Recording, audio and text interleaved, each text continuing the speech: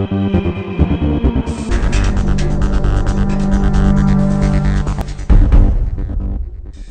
we've heard the legislative, the regulatory, and the industry perspectives. I'd like for us now to turn attention to the technical aspects of lasers. We have with us a true expert in the field, Mr. Patrick Murphy, who is the Executive Director of the International Laser Display Association. Patrick is going to help us better understand all the technical aspects of what a laser is, what it does, and very importantly, how it can be misused. Patrick, thanks for being here today. I want to thank ALPA for inviting me here today. My name is Patrick Murphy. I'm the Executive Director of ILDA. Oh, wait, I forgot the slide thing. No, it's here somewhere. There we go. ILDA, the International Laser Display Association. ILDA is a trade association for companies that do laser light shows, professional shows like this one. You may remember this from the 2010 Super Bowl halftime when the Who played. And as you can see, there are lasers going up and out of the stadium. Our members have to file with the FDA and the FAA in order to do shows like this. We've worked since 1992 to ensure that shows like this one and these outdoor shows are safe. Now, I do want to stress that ILDA and our members have absolutely nothing to do with laser pointers. They could all be banned or disappear or dissolve tomorrow. Wouldn't matter to us. But we have been working on this issue because of our expertise in outdoor shows. And I myself have worked with the SAE G10T Laser Safety Hazards Subcommittee, which is an FAA advisory group, for about 15 years. I helped write the regulations that the FAA uses in order to evaluate outdoor shows. Been up in a helicopter and experienced what it's like to have lasers aimed directly at you. And ILDA is also trying to help by sponsoring our website, which is very user-friendly, called laserpointersafety.com. We believe it's the #1 website, except for, of course, ALPA's and FAA's, for information on this issue. It has news, it has statistics, it has background information, even original FAA documents. So if you are researching this issue, check out laserpointersafety.com and keep coming back to it. Again, we add news to it just about every day, unfortunately.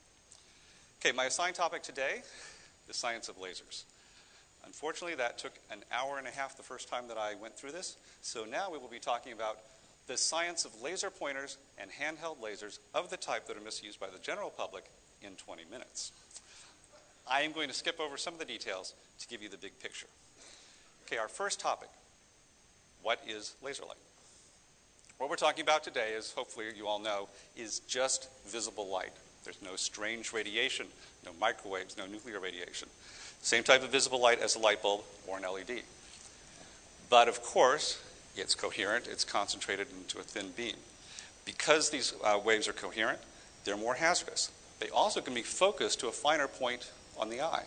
That's why our friends at the FDA have regulated these for so long, because they can be focused sharper than any other light source, which makes them more hazardous. Oops. Okay. To determine the hazard, we need to know 3 things. And for the types of lasers we're talking about, this is pretty much sufficient. The laser's power, the beam spread, and the color. We'll talk about the laser power first. That is measured in milliwatts, 1/1000th of a watt. This laser is roughly a milliwatt. And this laser is 1,000 milliwatts, or 1 watt.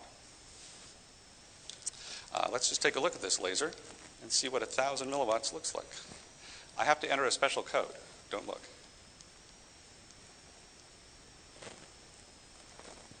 Okay, comes on in low power mode. I'm going to turn it to high power mode. And this is now 1,000 milliwatts.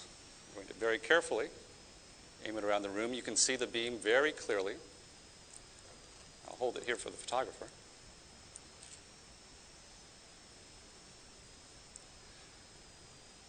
This laser costs about $900. There's a 1 watt version also of this in blue, and that one it costs only $300, but it's not quite as bright as I'll explain in a moment. Okay, so the first factor of hazards is the laser power. And again, the power range 1 to 1,000 milliwatts is about what we're looking at for misuse. Second one is the beam spread or the divergence. that's how much, of course, the beam spreads out. It's measured in milliradians. Here's a 10 milliradian divergence. Those two lines there are diverging by just 10 milliradians there. And a typical handheld laser is actually much finer than that, about 1 to 2 milliradian divergence. But the beam does spread. There's Sean. Last night, Jerry Wright, Sean, and I went out to the Leesburg airport.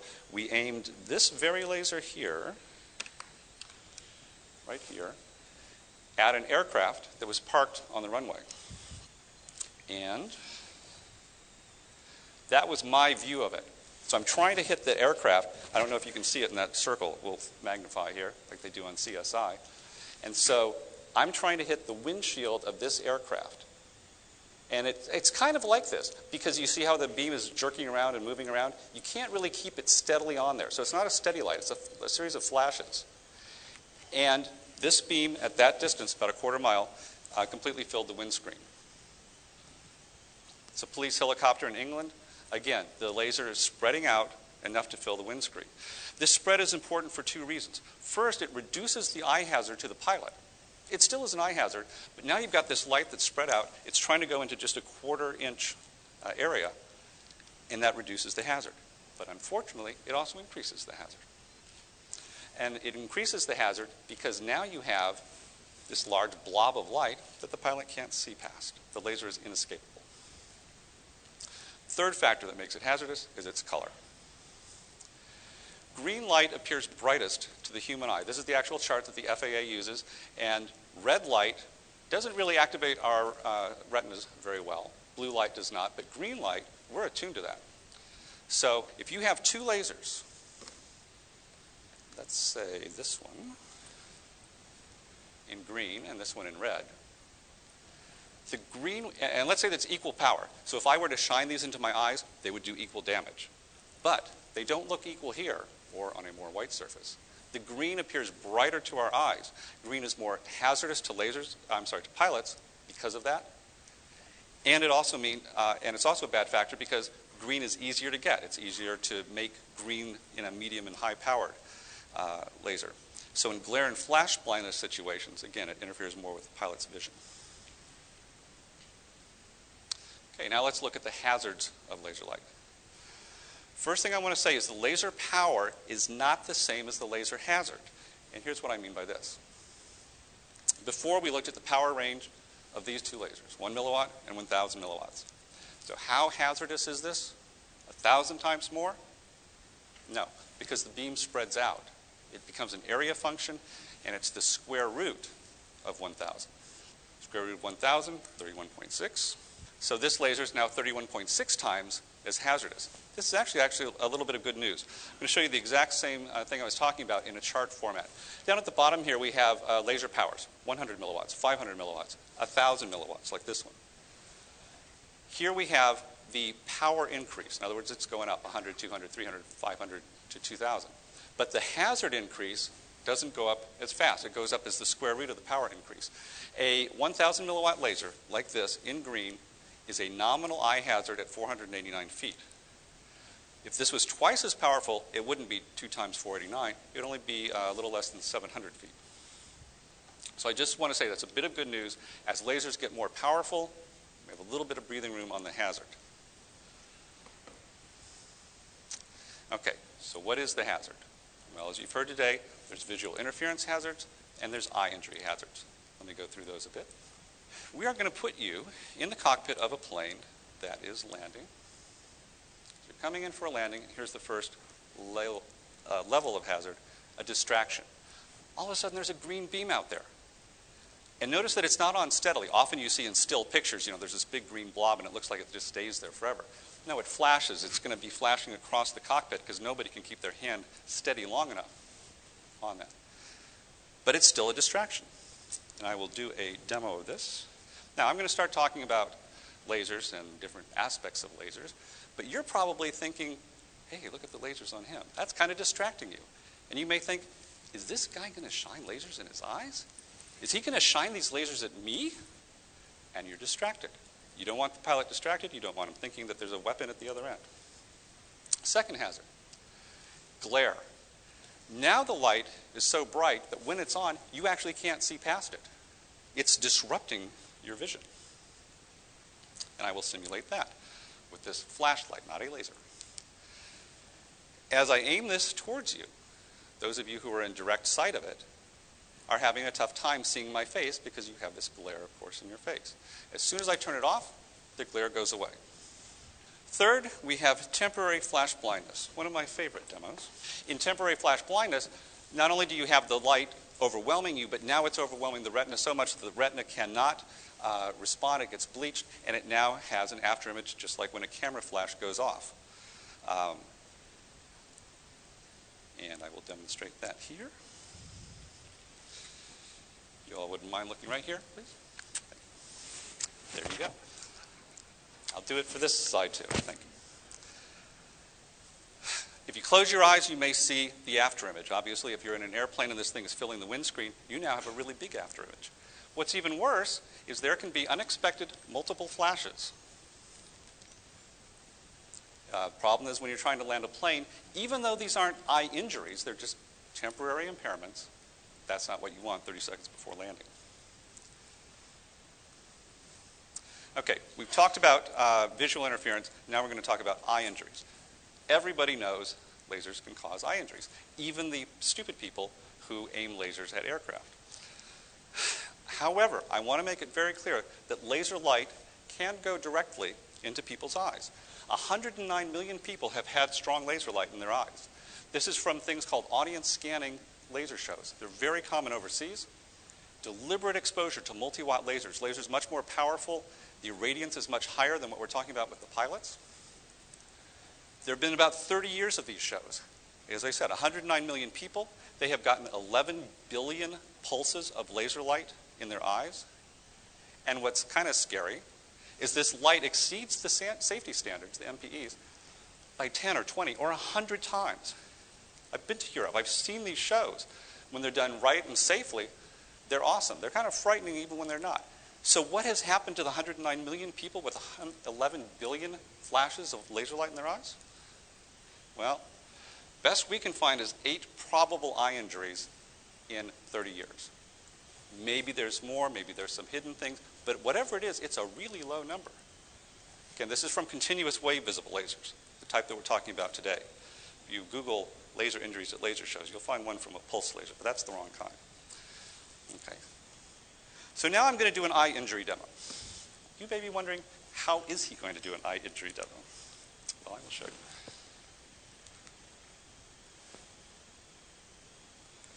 Okay, we've got our 1 watt laser that we were using before. If I can have the lights down, please. And over on the wall there, I have taped up a balloon. Maybe you can see it on this post here. You can definitely see it when I aim at this. I'm going to go into full power mode and attempt to pop that balloon. That balloon is black, so it will absorb light. That balloon is a simulated pilot's retina. Now, unfortunately, or actually fortunately for the pilot, it is not popping. And the reason that it's not popping is twofold. First of all, the laser at this power, the beam is spreading out enough that it can't heat up the rubber on the balloon enough. Thank you, Dan. Can't heat up the balloon enough to cause damage. Secondly, I can't keep it on a single area long enough to cause damage. However,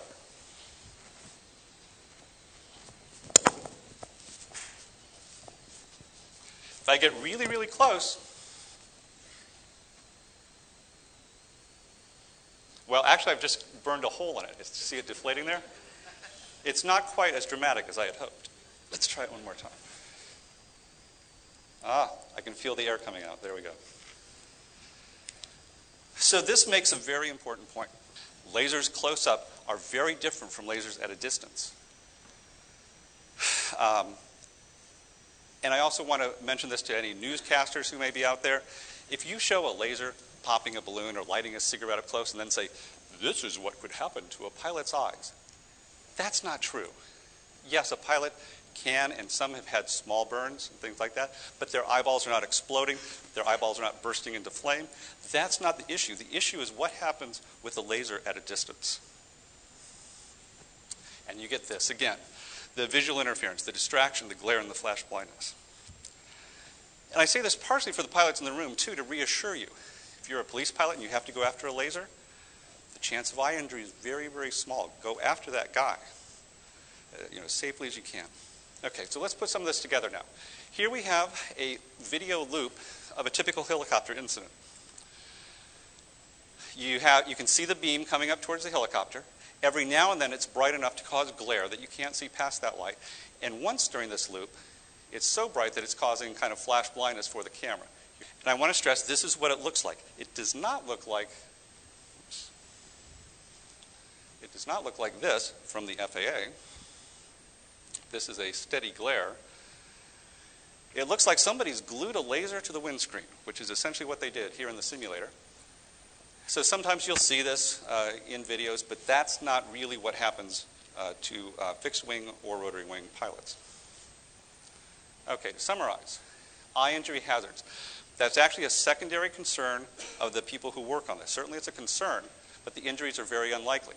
There's very few, or some FAA experts say, no permanent retinal injuries. We can argue about that, but it's low. Some temporary injuries from about 9,400 incidents since this all started in 2004. The visual interference hazards are the primary concern. There's thousands of these incidents. It can involve temporary eye effects. Again, not an injury, but an eye effect. And it's of concern during critical phases of flight, the landing, the takeoff, the critical maneuvers. Why do people aim at aircraft? I have a question for you. How many people here have aimed a relatively powerful laser into the sky at night to see what it looks like? Oh, good. Okay, excellent. Good. Let's look at some people who did this and got caught because they aimed it at the wrong thing.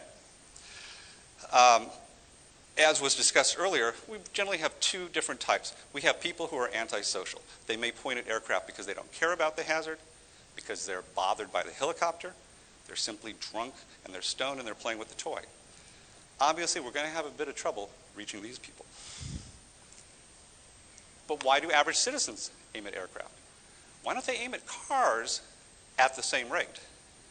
Last night I looked out my window of the hotel here. I counted 43 cars within my immediate sight and one airplane. If I wanted to, with my bag of lasers here, I could have hit 43 cars in the time it would take me to hit one airplane. Why don't people do that? If we had the same rate, like right now we have, as Clarence said, 10 per night. We've done some calculations of like how visible cars are and things like that. It would be 3,000 to 10,000 incidents per night of people aiming at cars. I think this is a deep question. Why don't they aim at cars? Well, here's what I think is the answer. When you aim a laser outside at night, the beam doesn't look like it can hit the aircraft. The beam actually goes up in the air, about 300, 500 feet maybe, and stops. It can look like you have a Star Wars lightsaber that's a few hundred feet long.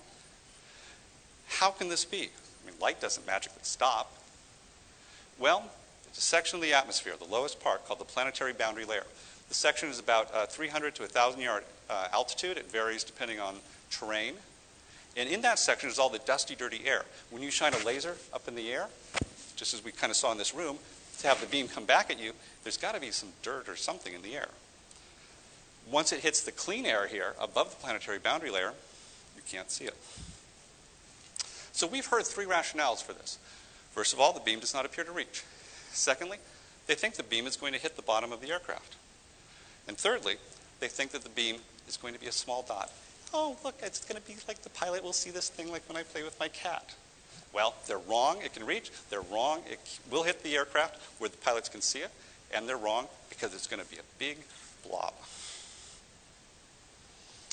Here's some actual quotes from laser misusers. I pointed the laser at the helicopter to see if it would reach.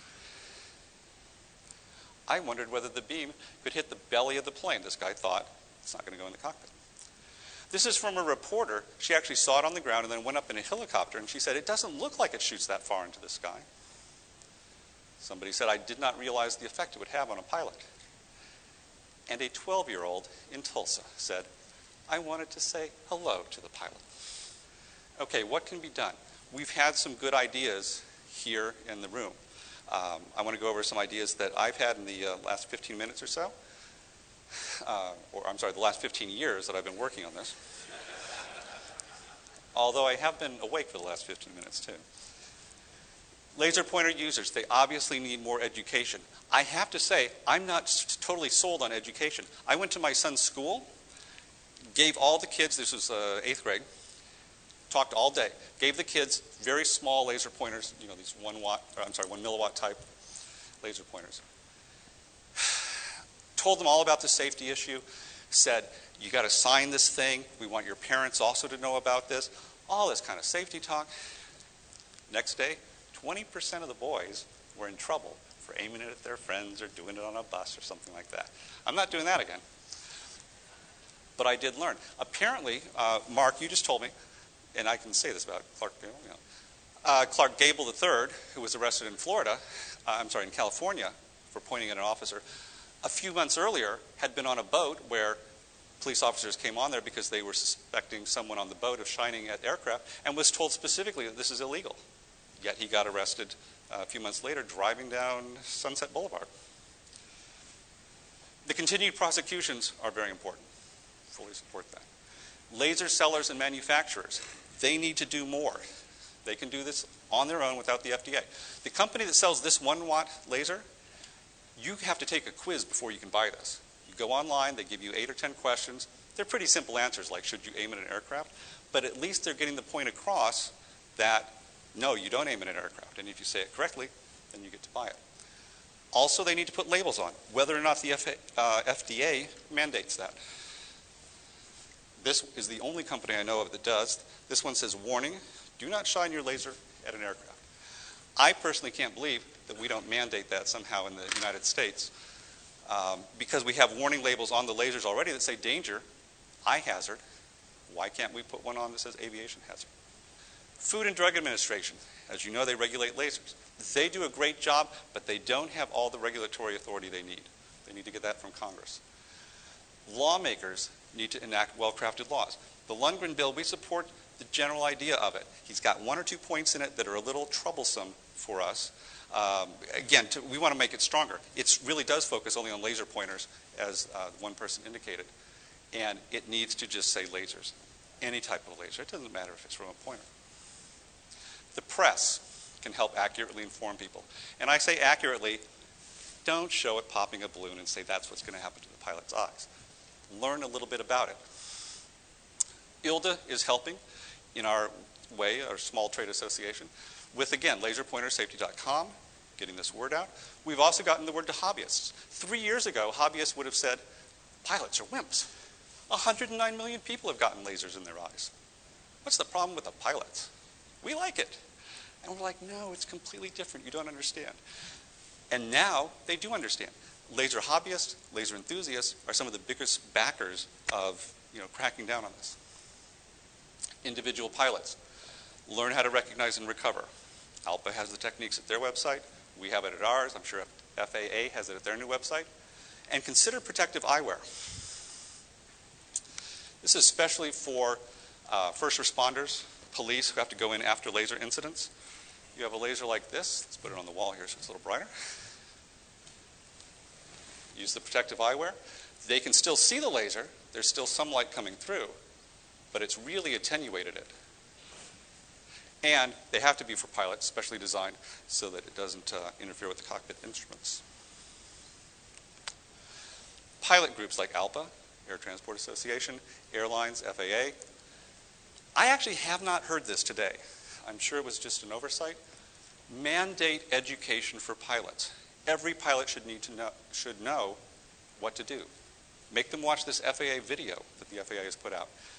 Possibly do simulator training. I know it's expensive, but one of the things about these incidents is when you have a laser go off in your face, like that, the first time it's startling to you. People have actually reported they felt pain as if the laser hit them. Well, it's light, it doesn't cause pain, but they need to kind of be inoculated. In the simulator, second or third time this happens, now they know what to do. They know it's not going to get any worse. So consider that. Because pilots are the last line of defense. You could ban all lasers tomorrow, and we'd all congratulate ourselves, and there still would be accidents. There still would be people who are evil with deliberate intent. In fact, I'll tell you in just a second what happened when they banned them. So should we ban lasers? Should we restrict or tax them? I could talk about this for another half an hour, give you the pros and the cons. I think outside of aviation that it is not a problem. Aviation obviously is a big problem. Outside of there, we have some misuse, some things we need to look at. Aviation is the real question. In New South Wales, Australia, in 2005, they banned laser pointers. There's approximately 25 times reduction. If we had that in the United States, right now we're on track for 3,500 incidents this year. That's our current pace. We would have only 140 incidents per year. This is good news. Only 140, and it's bad news. That's 140 incidents. So pilots still need to know what to do because they are the last line of defense. Now, I would like to suggest thinking about maybe a laser safety tax rather than licensing or banning them. Put it at $5 a milliwatt. Here we are in Myrtle Beach. You can go down there and you can buy a green laser for $7.99. But if you tax it, now it's $32.99. Gets rid of a lot of the impulse purchases. Here's a major national retailer, not Amazon. They are selling a 100 milliwatt laser for $32.95, 65 cents. $5 a milliwatt tax, that thing is now $532. A lot of people will not be buying them for Christmas. This would be similar to a luxury tax or a gas tax. It's something that's collected by the IRS, a known, efficient agency of the U.S. government. It returns funds to the U.S. government. There's no new FDA authority or funding needed, and it sets the prices back to the pre-2000 levels when we didn't have these problems. So I want to thank you all for your attention. I want to thank the people who've been working really hard. It's great to see people, again, like Cornelius, Dan here.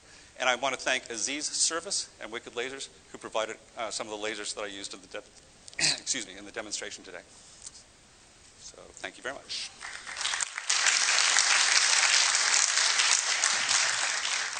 Thanks, Patrick. Okay. I'll just leave this up here for you. I want to thank Patrick very much. There's a reason they call him Mr. Laser, and he was out at the airport in Leesburg with us last night with his laptop set up and everything else. And the one big takeaway, I can tell you, they had the reporter and the cameraman up on a ladder at about a third of a mile away from the airplane. They had another camera set up inside the flight deck of the plane and another camera on the outside. And when they hit that plane with the laser, I thought he was using the big 1,000 milliwatt. He was using this thing, the small one, and that thing completely lit the nose up and it completely lit the windscreen up when he was trying to hit the airplane. And when we described it to the reporter, she was absolutely shocked because she said, "Oh, it's just a little bitty dot that was coming out of the thing."